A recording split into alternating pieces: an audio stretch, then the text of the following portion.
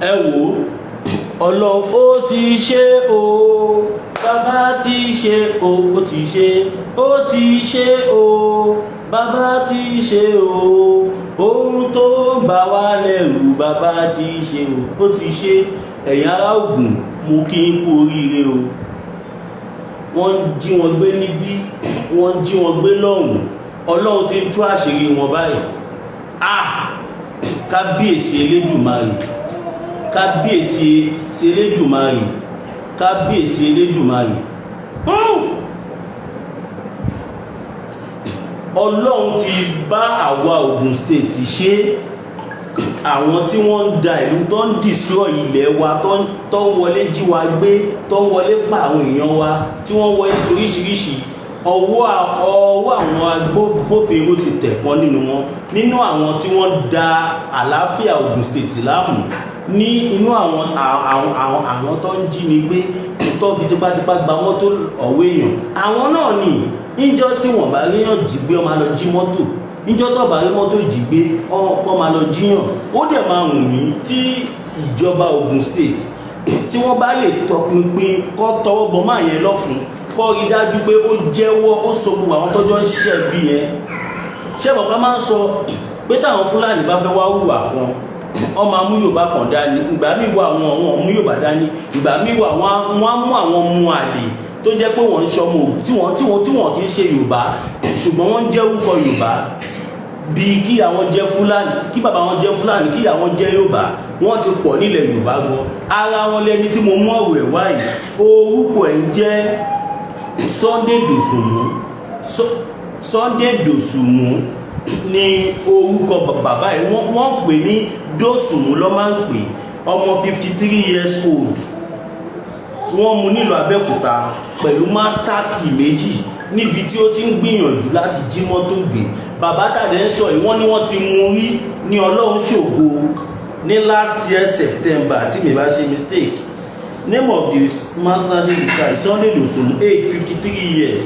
Bàbá 53 years kó jẹ́ pé ìwà burúkú báyìí ló ń wù. 53 kábíyèsí ẹ̀yin ìjọba wa yìí kẹjẹ bá wa tún òlú ìṣe, kẹjọ jẹ́ ká pín kó ní kálukú máa lọ. Bàbá 53 years kó ṣẹ̀ṣẹ̀ máa jalè kó tó jẹun, kó ṣẹ̀ṣẹ̀ máa jí mọ́tò gbé kó tó jẹun. Kábíyèsí kẹ́yìn èèyàn ní ẹjọ́ èmi o, this platform is not supporting anything that has to do with violence. We are only reporting what is going on. Name of the man is Sunday Dòsùnmú, was caught in Abeokuta while trying to steal a car using a locally fabricated skeleton key. Ó ṣe kí wọ́n mú live and direct. Ìgbà tó kọ́kọ́ rí ó bá fò dànù ó sá lọ. Wọ́n lé at the end of the day ó lé wọ́n padà mú. Nígbà tó mú lọ invite àwọn ọlọ́pàá kó kọ́kọ́ deny káṣírí ẹ̀ tó wá tú. Ọ̀pọ̀ tí mò ń sọ yìí newspaper gbé, mo dẹ̀ máa gbé jáde, kódà máa fojú bàbá yẹn wọ̀nyí. Ẹni tó bá jẹ́ bàbá ẹ̀ kó lè mọ iṣẹ́ tí bàbá ẹ̀ ń ṣe. Ìwọ tó bá dẹ̀ jọ ọkọ ẹ kó mọ iṣẹ́ tọkọ ẹ ń ṣe. Ìwọ tó bá jẹ́ bàbá ìyàwó ẹ kó mọ iṣẹ́ tó bá ìyàwó ẹ ṣe. Tó bá jẹ́ bàbá ọkọ ẹ kó mọ iṣẹ́ tí bàbá ọkọ ẹ ń ṣe. Pé iṣẹ́ ibi tí pé bàbá ọkọ ẹ ń sọ táyà sábẹ́ ó sọ rímù sábẹ́ mọ́tò ni. Now was caught in Abeokuta while trying to steal a car using a locally fabricated skeleton key. Àwọn tó ń da Ògùn state láàmú nìyẹn. Inú ẹ̀ wò kò síjọ́ kan ní Ògùn state ká má gbọ́ pé wọ́n jíyàn gbé tàbí wọ́n pààyàn tàbí wọ́n ṣe gbà, wọ́n á ṣàwùwà ibi just because you want to make this money.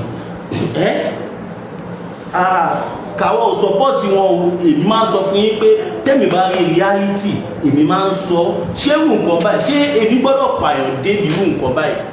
Lóòótọ́ ebi wà nílùú, ẹni tẹ́bi bá ń pa tíyà ń jẹ kò sí kan tí ó lè ṣe, ṣùgbọ́n èmi ò lè jalè, mi ì lè lo jìbìtì.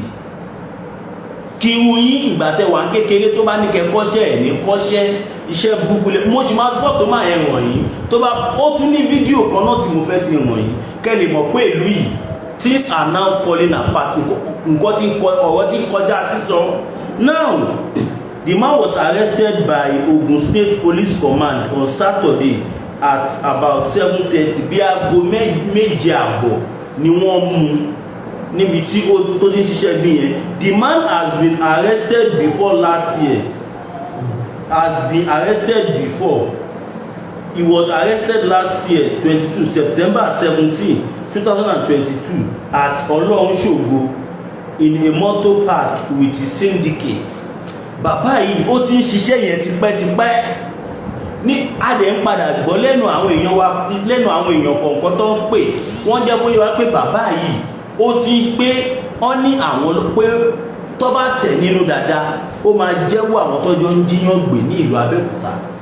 Kéèyàn tó láyà broad daylight tó lọ sí ìdí mọ́tò ní mọ́tò tó náà fẹ́ ṣe dájúdájú ẹni ò kì í ṣe èèyàn dáadáa fún ara ẹ̀. Ẹni tó láyà tí ó ṣẹ̀ṣẹ̀ máa ṣe lẹni tó máa lè ṣerú nǹkan bẹ́ẹ̀ yẹn. Ẹni tí ó láyà ò lè ṣerú ẹ̀. Ó tún ní máa kan náà nínú ẹ wò kí lọ rí sí irú nǹkan báyìí torí àwọn nǹkan méjì mo fẹ́ sọ ẹyọ kan sí lélẹ́yìí kódà mo máa play video fún yín. Nínú ẹ wò torí irú àwọn nǹkan báyìí ká lè wà justify la ṣe sọ wípé kí oníkálùkù lọ jórúkọ bàbá. Nínú ẹ wò tílẹ̀ Yorùbá bá wà 100% security máa wà, kámẹ́rà máa wà ní gbogbo street light á wà everywhere débi pé 100% security guarantee máa wà nílẹ̀ Yorùbá. Kò tiẹ̀ sẹ́ni tó ok ṣèbẹ́ni tó fẹ́ ṣerú nǹkan bẹ́ẹ̀ náà tó bá bí nísò ó lè sọ pé ebi ń pa àwọn ọmọ òun pé ebi ń pa òun náà kò síṣẹ́ kò sí ó máa wá kọ̀ọ̀kan parọ́ mọ́. And báwo la ṣe lè stop gbogbo nǹkan báyìí ni wípé kíṣẹ́ wà, kí security wà, kí employment security kí healthcare dúró dáadáa ṣémṣém kí electricity wà. Tí electricity bá wà tí iná wà ní gbogbo àdúgbò street light tí kámẹ́rà wà ní gbogbo àdúgbò 24-hour CCTV kámẹ́rà tó wà. Ẹ sọ fún mi irú ẹnìyà ti mọ̀ wípé nǹkan tóun fẹ́ ṣe yìí òun ò gbọ́dọ̀ dán wò torí tóun bá dán wò kámẹ́rà ń wò òun ó máa níwò ẹ̀ lọ́kàn. Ó dẹ̀ máa mọ̀ pé iná tàn wọ́n á rí ojú òun kódà tó bá lọ bojú gan kó tó rìnrìn kí ó tó rìnrìn 1 minute kó máa bọ́ sọ́wọ́ àwọn ọlọ́pàá because wọ́n á máa wò ní control room. Àwọn control room á dẹ̀ ti signal àwọn emergency ọlọ́pàá wọ́n á gbé kódà gbogbo ṣe ń try láti ṣe kìíní yẹn kó tó kúrò ńbẹ̀ wọ́n á ti mú. Kò ní jẹ́ ẹni tó ní mọ́tò ṣẹ́ mọ̀ pé tó bá yẹ pé ẹni tó ní mọ́tò yẹn òun ìsásìkò bó ṣe máa gbé mọ́tò yẹn lọ nìyẹn. Wọ́n á wá máa rò pé kí ló ń ṣẹlẹ̀ ṣé wọ́n wá tó mọ́tò òun ni ṣé òun páàkì sọ́nà ni páàkì ló ń ṣàwà. Wọ́n dẹ̀ sọ nínú ọ̀rọ̀ yìí wọ́n ní wọ́n ti mú màá yìí rí ní last year ní Ọlọ́runṣògo. Irú ẹni báyìí kí ló dé tí ẹ fi sílẹ̀? Ìbéèrè tèmi fẹ́ béèrè nìyẹn o. Kí ni reason why wọ́n mú yàn ní September last year kò tí pọ̀jù kan o. Tábà ní Awólọ́wọ̀ bọ̀ wọ́n charge fún robbery and I don't think robbery breaking and entry robbery mi ò rò pé bí ó less than 1 year imprisonment. Kí ni ìdí tí ó fi jáde tí wọ́n ṣe fi sílẹ̀? Gbogbo àwọn béèrè ẹ̀yin náà wò ara àkọ́tà ń sọ nìyẹn pé òfin ò ṣiṣẹ́ fún àwọn kan àwọn kan ló ń ṣiṣẹ́ fún. Ẹ̀yin náà wò kí wọ́n ẹni nísìn kó yẹ kó ṣì wà lọ́gbà ẹ̀wọ̀n kó máa sáàbò prison term ẹ̀. Báwo ló ṣe jáde síta? Those are the questions we need to ask the Ọlọ́runṣògo police. Báwo ló ṣe jáde tó dẹni tó ní freedom nígbà tó jẹ́ wípé gbogbo wọn náà ó jẹ́ kó ti jáwọ́ níṣẹ́ yẹn tó bá yẹ kó bí wọ́n ṣe mú l'Ọlọ́runṣògo tí wọ́n fún lẹ́wọ̀n bí i 10 years tó wá dé after 10 years tàbí ó dé after 5 years ó ṣe kó máa ronú bóun tó fẹ́ padà sí ìṣẹ́ yẹn mọ́. Ṣùgbọ́n nígbà tó jẹ́ pé ó ti mọ̀ pé last wọ́n á fi tóun bá ti fún wọn níbi àbí 500,000 tàbí 1 million tóun bá ti fi bribe àwọn ọlọ́pàá yẹn kódà 200,000 tóun bá ti bribe wọ́n á fi òun sílẹ̀. Ó jẹ́ kí àwọn tó mú ní last year yẹn ó jẹ́ kẹ́yìn tẹ mú wọn nísìn kẹ́ lọ investigate wọn. Ẹ ní láti investigate àwọn tó kọ́kọ́ mú. Wọ́n ní wọ́n mú ní park kan ní Ọlọ́runṣògo park while trying according to her the suspect had earlier been arrested over a similar offence on September 7, 2022 at Olorunsogo while trying to steal a car from a park along with his syndicate. Eléyìí fi hàn pé bàbá yìí ti ń ṣe kínní tipẹ́tipẹ́. Ó ti ń ṣe tipẹ́tipẹ́, wọ́n á ti mú several times. Nígbà tó jẹ́ pé ó mọ̀ pé tó bá ti mú òun náà, òkó ti láwọn tó máa gbà òun lẹ̀. Tó bá mú òun, ó ti láwọn tó máa gbówó wá, tó máa mẹ́kọ̀, tó máa ẹ fílẹ̀ ọmọ wa ní.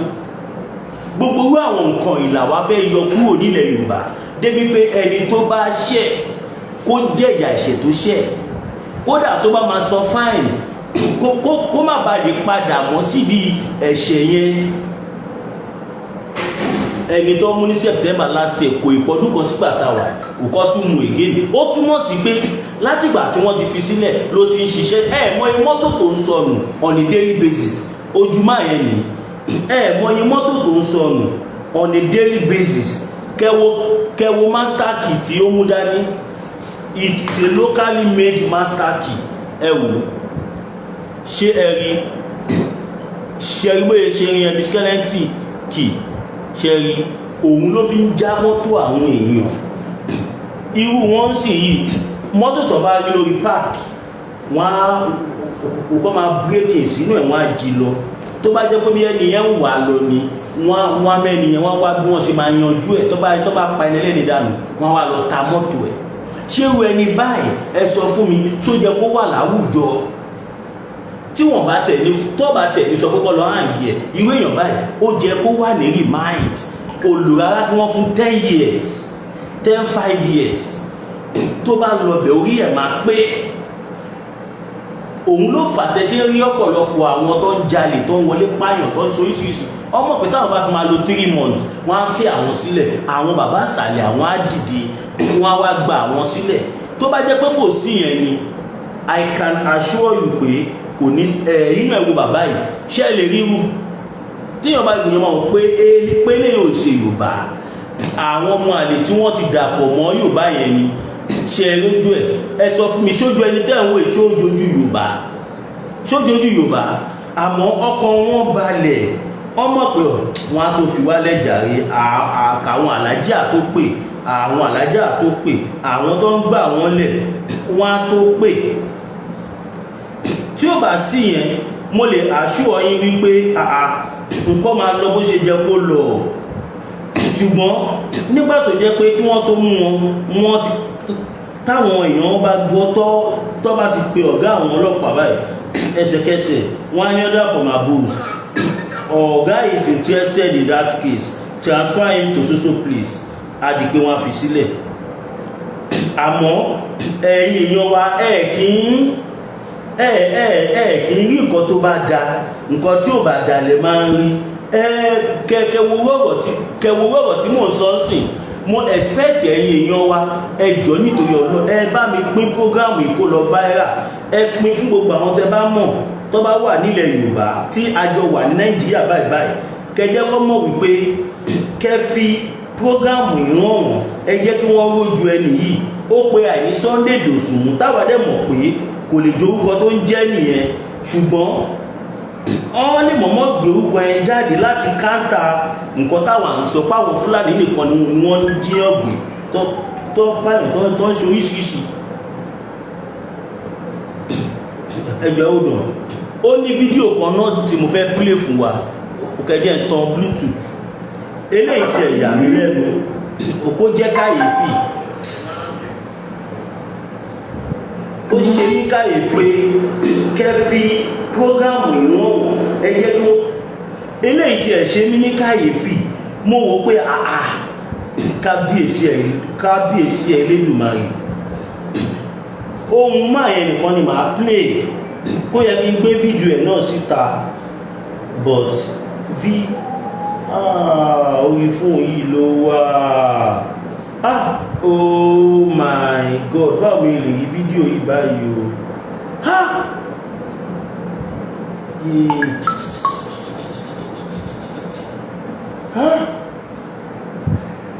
Oh my God báwo ni ẹdúná máa tẹ́ ẹgbẹ́ best mi àti gbé fídíò yẹn jáde. Ó dà pé bíbá yìí ni mo ti send fídíò yẹn sí bíbá I think so. ó kẹ́jẹ́ ń lọ o ọlọ́run á jẹ́ kí n rí bíbá kábíyèsí elédùn máa rí kó dẹ̀ máa dùn mí gan tí mi bá rí fídíò yìí o kó máa dùn mí gan o torí àwọn èyí sọ fẹ́yìn èèyàn wa kẹ́ sọpọ́ọ̀tì wa ká ní standard system tá a máa preview everything fún yín ó máa ṣe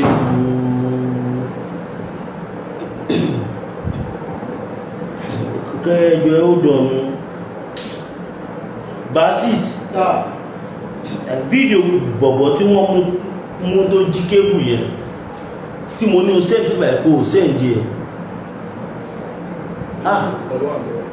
inú gúrùpù kan ló wà ibẹ̀ inú gúrùpù ló wà ṣé Ìgbòho dé wà sí o ìdẹ̀ tí lọ wo gálírì kò sí ní gálírì mo wà láì òkọ́ ẹ̀kẹ́jọ ẹ̀ ó dùn ẹ̀jẹ̀ ó dùn ó dẹ̀ dùn mí ṣá ó dẹ̀ dùn mí ó dùn mí ó dẹ̀ dùn mí wọ́n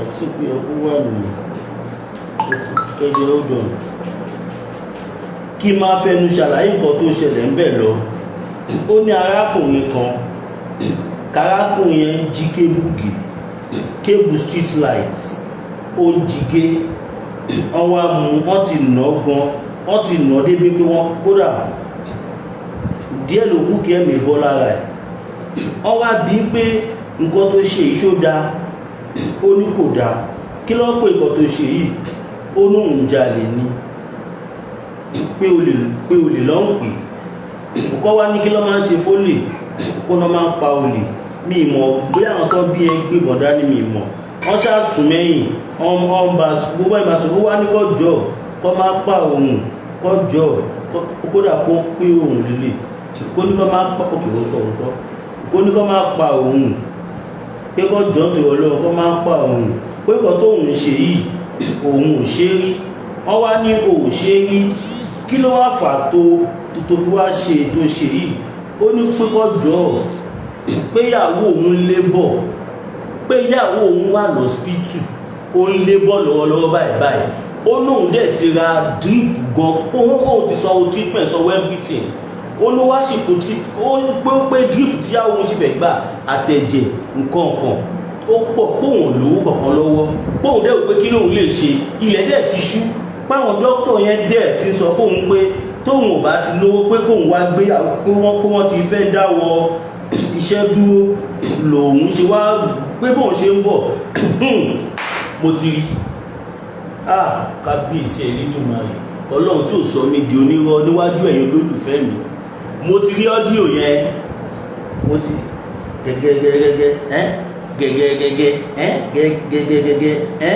gẹ́gẹ́gẹ́gẹ́ máa play ẹ̀ fún yín sìn mo wo fídíò yẹn mo dẹ̀ ń sunkún lóòótọ́ yìí ò kí ń káàánú olè ṣùgbọ́n mo pé ẹ jẹ́ ń play ẹ̀ kẹ́yìn náà gbọ́.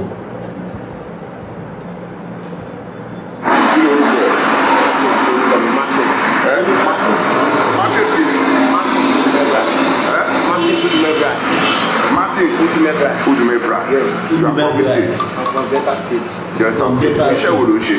Mo ṣe engineering. Engineering. Bẹ́ẹ̀ ni mo kọ́. Stadium Road. Stadium Road. Bẹ́ẹ̀ ni bàbá. Kí ló. Tẹ̀lé fẹ́ dá padà ń fẹ́ jẹ́ ká tún gbọ́. Delta State. Ẹ bá mi ṣí ẹ̀ ẹjọ́ tó lè lọ. Martins kì í. Martins Udumebra.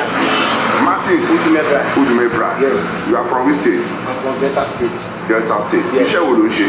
Mo ṣe engineering. Engineering. Bẹ́ẹ̀ ni mo kọ́. Ṣé ń gbọ́ ó ń ṣiṣẹ́ engineering kí engineering ẹni tó study engineering tó jẹ́ṣẹ́ tó ń ṣe nìyẹn kó wá di ẹni tó ń jí kébù gé mi ìṣọ́pọ̀tì nǹkan tó ṣe o ṣùgbọ́n tábà ní Awólọ́wọ̀ bọ̀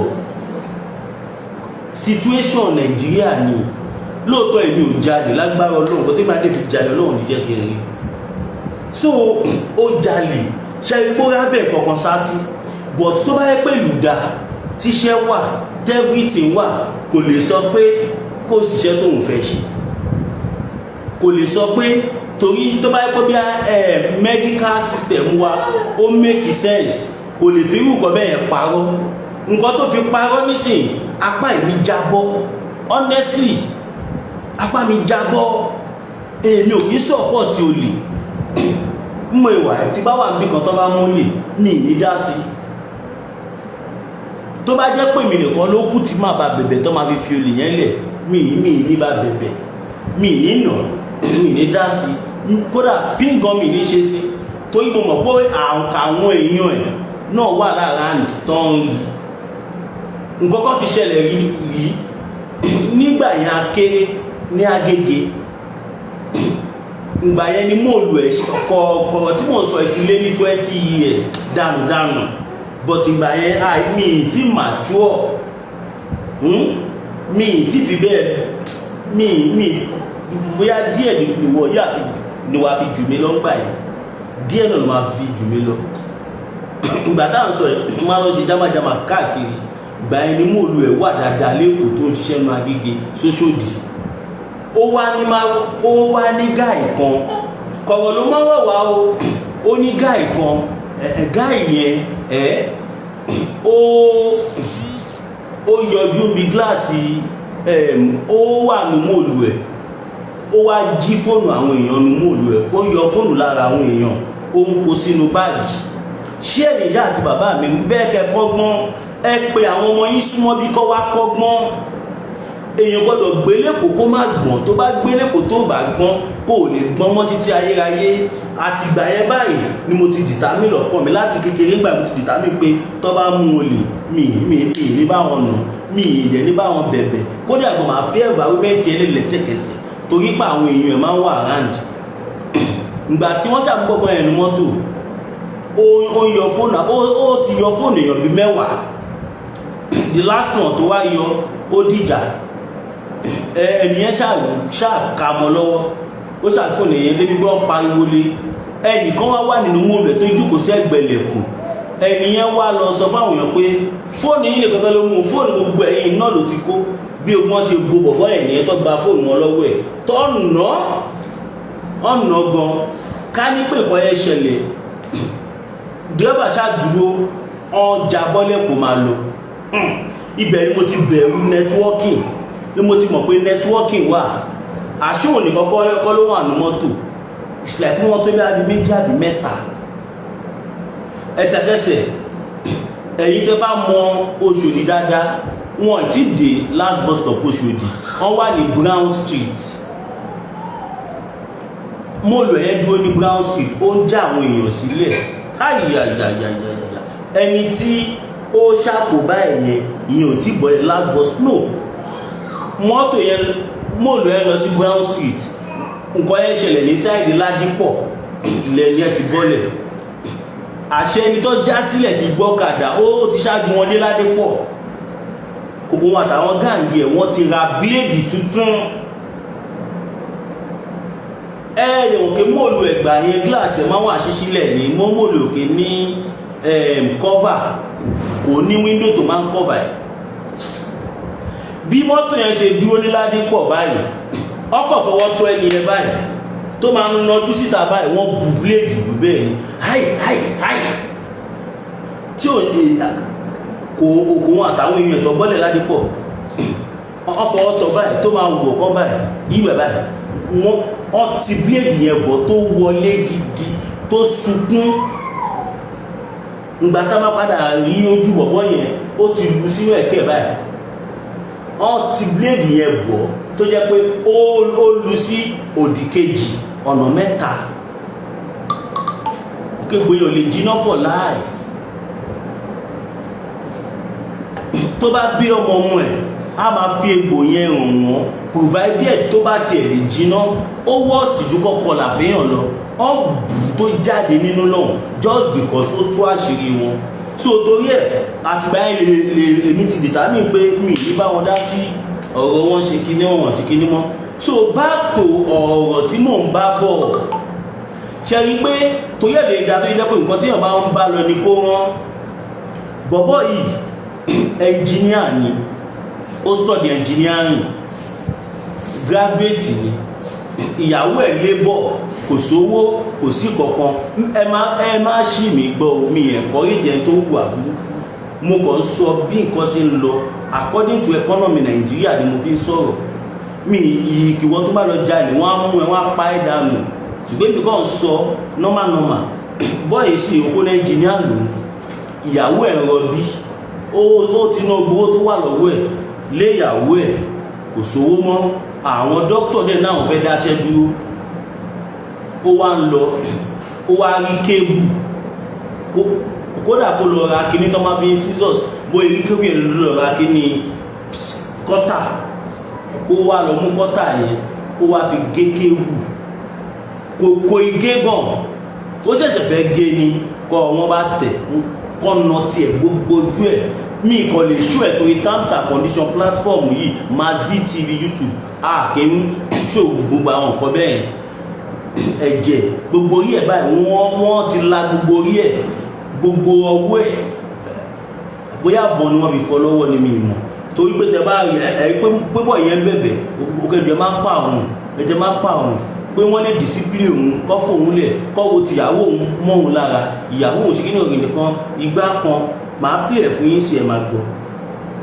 Kí ló orúkọ ẹ̀?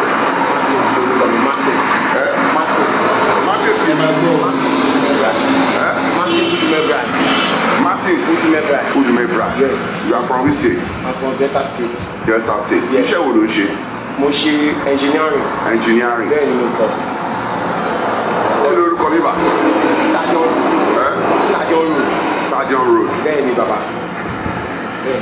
Kí ló ṣe? Orí kébù yẹn mo fẹ́ yọ. Orí kébù fẹ́ yọ. Bẹ́ẹ̀ ni mo dẹ̀ dúró.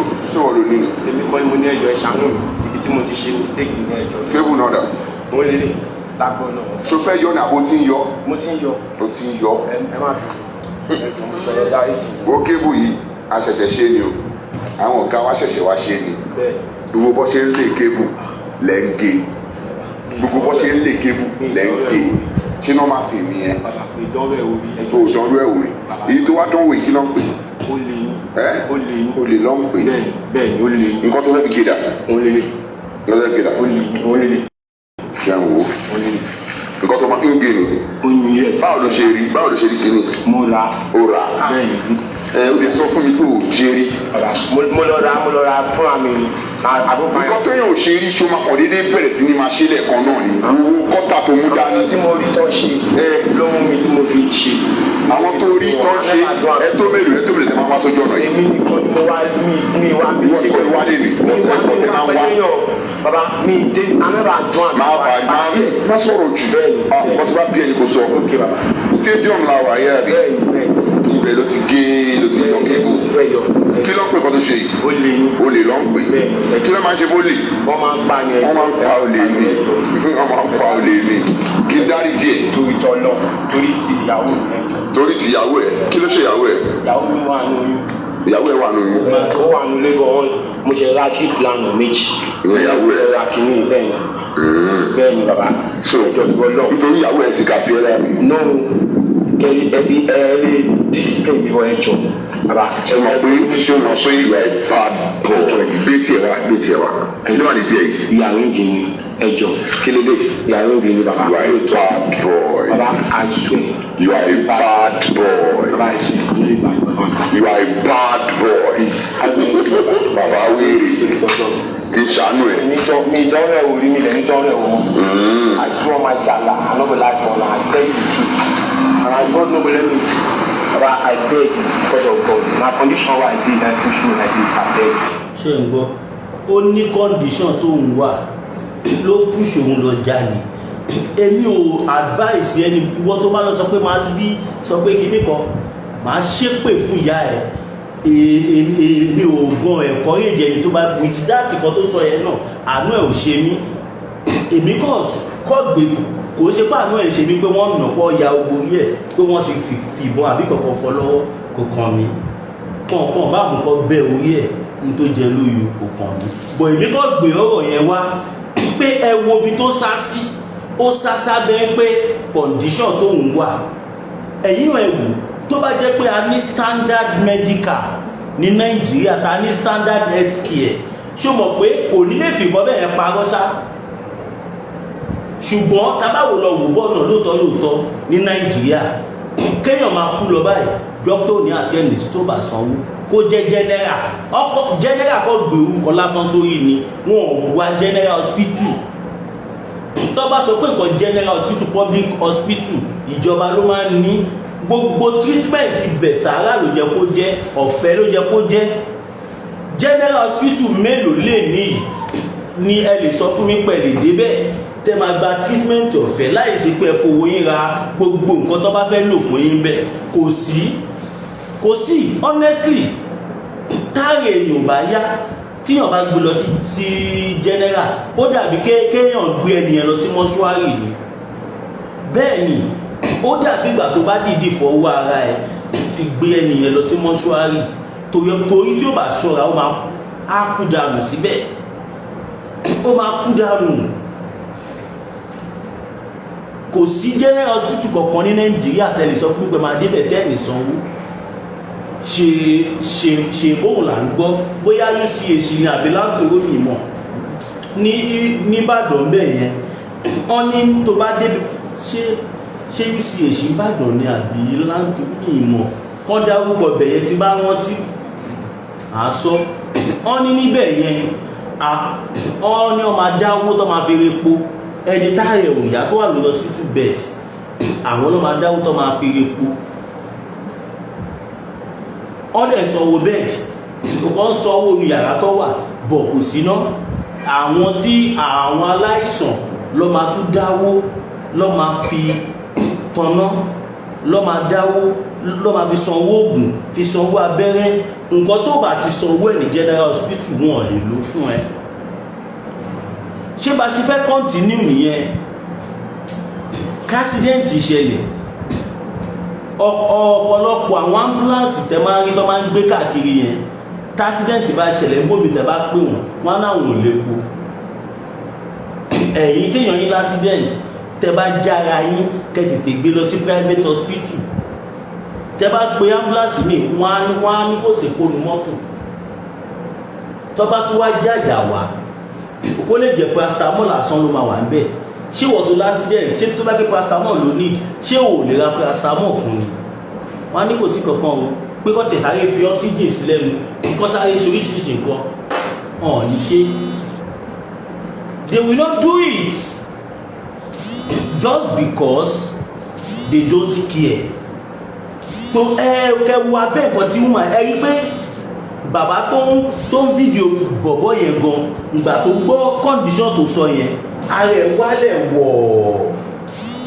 ara ẹ̀ wálẹ̀ ta ló fẹ́ jẹ́ táyà ò ní wálẹ̀ kéèyàn já ẹ ló lè kó wá nítorí ìyàwó òun wà nínú oyún bí ìyàwó òun lé bọ́ lọ́wọ́ pé wọ́n ti ń fa omi sí lára pé wọ́n dẹ̀ ti stop treatment torí kò sówó lòun ṣe wò pé ìgbà tó ń dẹ́rì kéèkù tó tún lítàrí sọdọ̀ owó lòun ṣe lọ sí nǹkan tó ṣe ò dáa but abẹ́ nǹkan tó sá sí yẹn ṣé yàn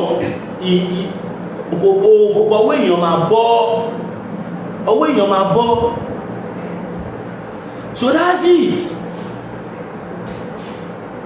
ẹni ẹ̀fẹ́ jẹ́ ká pín accepted tẹ́bà fẹ́ jẹ́ ká pín tún ṣe right thing ṣe right thing kàwádẹ́ ṣe rí option àti pín which is self-determination báwo la ṣe ní ṣe ara àwọn nǹkan tí bàbá wa Chief Sunday Adéníyì Adéyẹmọ Ìgbòho òòṣà ara àwọn nǹkan tí bàbá yìí rí lélẹ́yìí tí wọ́n fi sọ pé kóníkálùkù máa lọ kóníkálùkù lọ jórúkọ ìyá àti bàbá ẹ̀ which we support káwa dẹ̀ fi gbogbo ọwọ́ síta tájú pátá jùsẹ̀ sí ojú agbéwà kò ní gbé ọ̀dàlẹ̀ o tọ́rù ní a máa sọ̀run Yorùbá nation no going back kẹ bá mi pín fídíò ìkẹjẹ́ kó lọ viral kẹjẹ́ kí gbogbo àgbáyé rí ojú agbéwà kò ní gbé ọ̀dàlẹ̀ I love you all. Ẹ bá mi comment, ẹ like, ẹ share, kí ẹ dẹ̀ fún wa ní super chat, super sticker. God bless you all.